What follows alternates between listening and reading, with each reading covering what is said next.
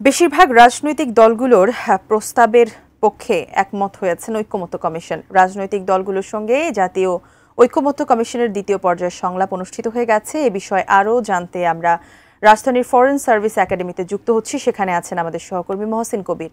মহসিন, আমাদের জানান বৈকমত্য কমিশনের এই বৈঠক সম্পর্কে আসলে আজ আমরা আর কি জানতে পারি। যে বৈঠক ছিল সেখানে 29টি রাজনৈতিক দল অংশগ্রহণ করে এবং জামাত আজকের বৈঠক বয়কট করেছিল। তো সর্বশেষ ঐক্যমত্য কমিশনের সহসভাপতি অধ্যাপক আলী রিয়াজ তিনি জানিয়েছেন এবং প্রধান উপদেষ্টার প্রেস সচিব শফিকুল আলম তিনিও জানিয়েছেন যে আগামীকালের বৈঠকে জামাত তারা যোগ দিবে এবং পরশুদিনও বৈঠক রয়েছে, সেই বৈঠকেও জামাত থাকবে এবং আগামীকালের যে বৈঠক সেই বৈঠকে জাতীয় সাংবিধানিক কাউন্সিল বা এনসিসি এবং রাষ্ট্রপতি নির্বাচন এই দুইটি বিষয়ে আলোচনা হবে আগামীকাল। এবং আজকে যে বিষয়গুলো নিয়ে আলোচনা ছিল আজকে যে সকল বিষয়গুলো নিয়ে আলোচনা ছিল তার মধ্যে অনেকগুলো বিষয়ে একমত পোষণ করেছে বিভিন্ন রাজনৈতিক দল, বিশেষ করে বিএনপি সহ অন্যান্য যে সকল রাজনৈতিক দল অংশ নিয়েছিলেন তারা বেশিরভাগই আজকের বৈঠকে যে এজেন্ডা ছিল সেই এজেন্ডার বিষয়ে তারা তাদের একমত পোষণ করেছেন।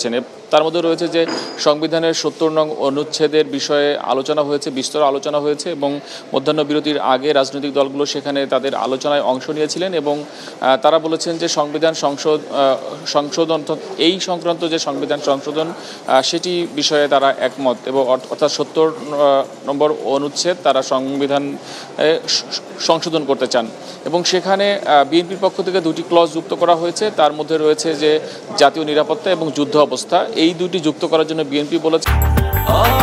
ব্রেকফাস্ট, টিফিন কিংবা স্ন্যাক টাইমে মজাদার আয়োজন মানে অল টাইম ব্রেড। এছাড়া সব রাজনৈতিক দল ৭০ নম্বর অনুচ্ছেদ যেটি বিষয় যে সংসদ সদস্যরা তাদের দলের বাইরে ভোট দিতে পারবেন না, সেখানে শুধুমাত্র আস্থা ভোট এবং যে বাজেট এই দুইটি বিষয় ছাড়া সংসদ সদস্যরা সব বিষয়ে কথা বলতে পারবেন, স্বাধীন মত দিতে পারবেন, সেই বিষয়ে সিদ্ধান্ত হয়েছে। এবং সংসদে যে স্থায়ী কমিটির যে বৈঠক হয় সেই বৈঠকে 4টি কমিটির সভাপতি থাকবেন বিরোধী দল থেকে, সেই বিষয়ে সিদ্ধান্ত হয়েছে। সব রাজনৈতিক দল একমত পোষণ করেছেন। এইটির জন্য অবশ্য সংবিধান সংশোধন করার প্রয়োজন হবে না, এটি এক ধরনের ঐক্যমত্য। তবে সংবিধানের ৭০ নং অনুচ্ছেদের বিষয়ে সংবিধান সংশোধন করতে হবে।